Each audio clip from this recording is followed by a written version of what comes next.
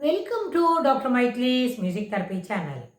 இன்றைய பதிவில் expressions behavior in social context என்ற தலைப்பில் சில செய்திகளை நம்ம பகிர்ந்துக்கலாம்.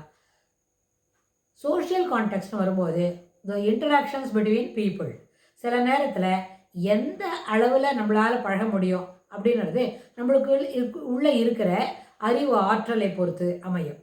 ஏன்னா எந்த நேரத்தில் எது போல் பேசணும், எந்த பேச்சு பேசினா சரியாக இருக்கும் அப்படின்லாம் நம்ம தெரிஞ்சுக்கணும்னு வைங்க. டு பிகின் வித் முதல்ல யூ லிசன் ஆப்ட் அப்படின்னு சொன்னால் அடப்ட் லிசனிங் அப்படி வரணும். அதாவது ஒரு ஒருத்தர் பேசும்பொழுது அதை நல்லா கூர்ந்து கவனிக்கணும். எதுக்கு கவனிக்கிறதுக்கு சில பர்சன்டேஜ் சினாரியில் எதுக்கு அப்படி கவனிக்கணும் அப்படின்லாம் சொல்லாமல் பிள்ளைங்க என்ன பண்ணுறாங்க, உடனே பதில் ஒண்டி சொல்லணும்னு நினைக்கிறாங்க. அப்படி இல்லை, என்ன சொல்கிறோமோ அதை முழுமையும் கேட்ட பிறகு தான் அதுக்கு எப்படி பதில் சொல்லணும்னு தெரியும். கேள்வி காதில் விழுந்துட்டே இருக்கும்போதே பதில் சொல்லணும்னு சொன்னால் அப்போ we are not able to grasp the content. அதுக்குள்ளே என்ன சொல்கிறாங்களோ அது முழுமையான அளவுக்கு புரிவதற்கு வாய்ப்பு இருக்காது. அந்த புரியுதல் என்ன பண்ணிடும், அதில் டிஃபெக்ட் இருக்கும், சரியாக புரிஞ்சிக்கல அப்படின்னு ஆகும். ஆனால் ஒருத்தரோட பழகிறோம், ஒரு சில செய்திகளை நம்ம பகிர்ந்துக்கிறோம் அப்படின்னா அந்த பகிர்ந்துக்கிற செய்திகள் சிறப்பானதாக இருக்கணும், ஏற்புடையதாக இருக்கணும், அது இல்லாமல் நேர்மறை கருத்துக்களை கொண்டதாக இருக்கணும். நம்ம சேனலில் எப்போவுமே அப்படி தான் பேசிகிட்டு இருக்கிறோம். என்னது, ஹவு யூ ஷுட் பி அப்படி தான் நம்ம சொல்லிட்டு இருக்கோம். நம்ம எப்படி இருக்கணும், எப்படி நடந்துக்கணும் அதை பற்றி தான் சொல்கிறோமே தவிர எப்படி நடந்துக்க கூடாதுன்னு நம்ம சொல்லவே இல்லை.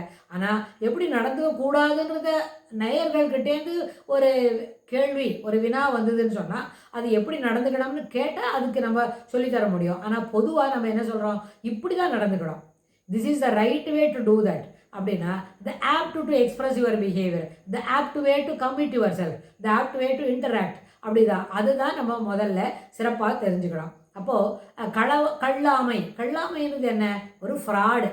அதாவது ஃப்ராட், ஏதாவது இன்னொருத்தரை ஏமாத்துறது, இன்னொருத்தருக்கு தெரியாமல் அவங்களுடைய பொருள்களை நம்ம என்ன பண்ணோம், அபகரித்து வச்சுக்கிறோம். அப்புறம் அது நம்மளுக்கு தேவையான நம்ம பயன்படுத்துகிறோம், இல்லைன்னா வி ஆர் டெஸ்ட்ராயிங் இட் அப்படி ஆகுது.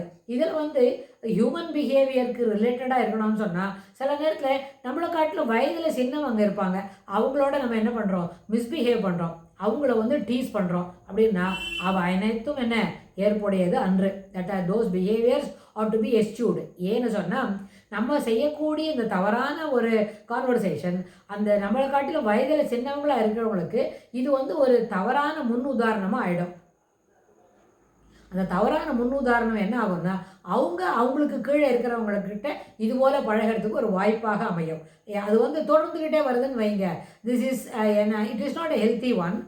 This behavior ought to be eschewed. இது எங்கே இருந்தாலும் இது போல் பழக்க வழக்கங்கள் என்ன பண்ணோம், தள்ளத்தக்கது அப்படின்னு. ஏன்னா கொள்ளத்தக்கதுன்றதுனால என்ன, எது கொடுத்தாலும் அது நல்ல சிறப்பான பழக்க வழக்கங்களாக இருந்தால் எதை கொடுத்தும் அதை வாங்கி கொள்ளலாம். ஆனால் இது போல் டீசிங் பிஹேவியர் அப்படின்னு சொன்னால் இது ஒரு ஃப்ராடுன்றது என்ன, பிளாக் நாலேஜ்னு சொன்னால் அடுத்தவங்களை நம்மளுக்கு நல்ல அறிவு தான் இருக்குது, ஆனால் அந்த அறிவை என்ன பண்ணல, சிறப்பான விஷயங்களுக்காக பயன்படுத்துறது இல்லை. அடுத்தவங்களை எப்படி ஏமாற்றலாம், அடுத்தவங்களோட சாமானை அவங்களுக்கு தெரியாமல் எப்படி ஃப்ராடு பண்ணி அதை எடுத்துன்னு விடலாம், இல்லாட்டி அதை நம்ம எடுத்து இப்படி பயன்படுத்திக்கலாம், ஒருத்தர் எப்படி கேரோ பண்ணலாம் அப்படின்லாம் நம்ம என்ன செய்கிறோம், இது போல் யோசிக்கிறோம் அப்படின்னு சொன்னால் அப்போ என்ன செய்கிறது, இது அறிவு தான், நல்ல சிறப்பாக யோசிக்கிறோம் தான். ஆனால் எதற்காக யோசிக்கிறோம், அதாவது ஒரு வழக்கு இருக்குது, நம்மக்கிட்ட இப்போ கரண்ட் இல்லை, வி ஆர் ஹேவிங் ஒன்லி இதென்ன ஹேண்ட் லைட் தான், சார்ஜரில் போட்ட லைட்டு இல்லைன்னா ஒரு கேண்டில் அப்படி தான் வச்சுருக்குறோம்.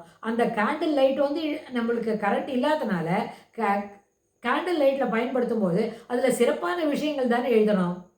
நம்மளுக்கு கரண்ட் இருக்குதான், நல்ல லைட்டெல்லாம் பளிச்சுன்னு இருக்கு, ராத்திரி 9 மணி கூட பகல் போல் நிறைய ஒளி பொறிஞ்சதாக வச்சுருக்கிறோம் அந்த ஹாலை அப்படின்னா அந்த ஹாலில் என்ன பண்ணணும், சிறப்பான விஷயங்கள், செம்மையான விஷயங்கள், அடுத்தவர்களுக்கு நல்ல மதிப்பெண்களை கொடுக்கக்கூடியதான சில பாடங்களை படித்து அதை பார்க்காம எழுதி பார்த்து அதுபோல தான் அந்த வெளிச்சத்தை பயன்படுத்தணும்.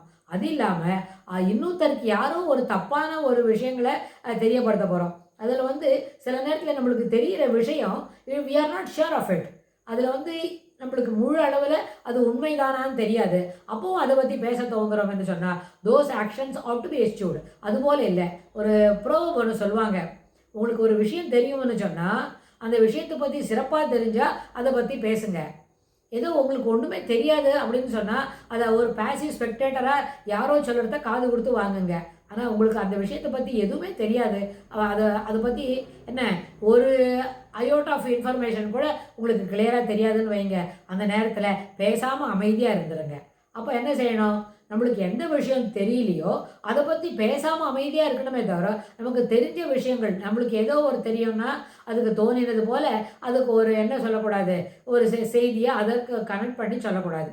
இப்போ நம்மளுக்கு எங்கேயுமே போகல, கடைக்கே போகல, எதுவுமே சாமானே வாங்கலை, ஆனால் சாமான் வாங்கிட்டு வந்தோம்னு சொன்னால் அது வாங்கின்னு வந்ததுக்கு ஒன்றும் பலன் இல்லை. அது it not go any credits. அதே மாதிரி வாங்கலைன்னு சொன்னாலும் ஒரு கிரெடென்ஷியல்ஸும் நம்ம கிடைக்காது. ஆனால் வாங்கிட்டு வந்ததா சொல்லி நம்ம அம்மாட்ட சொல்கிறோம்னு வைங்க, அது என்னது? அது ஃப்ராடு, பொய் சொல்கிறோம்னு அர்த்தம். அந்த பொய் சொல்வதை என்ன பண்ணணும்? தவிர்க்க வேண்டும். வாய்மை எனப்படுவது யாதெனின் யாதொன்னும் தீமையில்லாது சொல்லல். அடுத்தவங்களுக்கு சிரமப்படுற மாதிரி ஒரு செய்தியை சொல்லாமல் இருக்கிறதே சிறப்பான வாய்மை அப்படின்னு வள்ளுவர் அடுத்த அதிகாரத்தில் சொல்கிறாரு. ஆனால் அது எல்லாவற்றுக்கும் பொருந்தும். அதாவது ஃப்ராடு பண்ணணும், ஏமாற்றணும் அப்படின்னு சொன்னால் அந்த ஏமாற்றாமல் இருக்கிறதுக்கு என்னெல்லாம் முயற்சியோ அதை தான் அதுதான் முழுவதும் செய்யணும். ஒருத்தருக்கு ஏமாத்துறதை தவிர வேறு எதுவுமே தெரியாது அப்படின்னு வைங்களேன். அப்போ என்ன ஆகும்னு கேட்டால், கூடிய விரைவில் அவருடைய இந்த டிரான்ஸ்கிரஷன் அப்படின்னு ஒன்று இருக்கே, அந்த டிரான்ஸ்கிரஷனில் அவர் இல்லாமையே போயிடுவார். இந்த ஏமாத்துறது தவிர வேறு எதுவும் தெரியாதுன்னு சொன்னால் ஒரு ஸ்டேஜத்தில் என்ன வரும்? டிரான்ஸ்கிரஷன் வரும். அந்த டிரான்ஸ்கிரஷன் வரும்போது அந்த நேரத்தில் என்ன ஆகும்?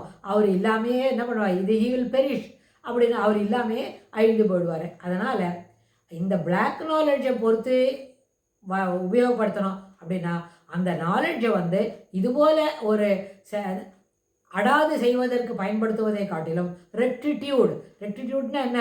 உண்மையாக இருப்பது, அதற்கு ஏற்புடைய செய்திகளை சேகரித்து கொள்வது, அதற்கு ஏற்புடைய செயல்களை செய்ய துவங்குவது அப்படின்னு சொன்னால் அந்த அந்த அளவுக்கு அந்த வரக்கூடிய ஆற்றல் மிகுந்த அறிவு இருக்கே, அந்த அறிவு என்ன பண்ணணும்? தவறான விஷயங்களுக்காக பயன்படுத்தாமல் அது என்ன பண்ணணும்? சிறப்பான விஷயங்களுக்காகவும் சமுதாயத்தோட சிறப்பிற்காக மேலும் மேலும் வளர்ப்பதற்காகவும் அந்த ஆற்றலை பயன்படுத்துவது சால சிறந்தது அப்படின்னு சொல்லி இந்த பதிவை நம்ம நிறைவு செய்கிறோம். இதுக்கு தொடர்புடைய செய்திகளை வரப்போகிற பகுதிகளிலும் பார்க்கலாம். தேங்க்ஸ் ஃபார் வாட்சிங்.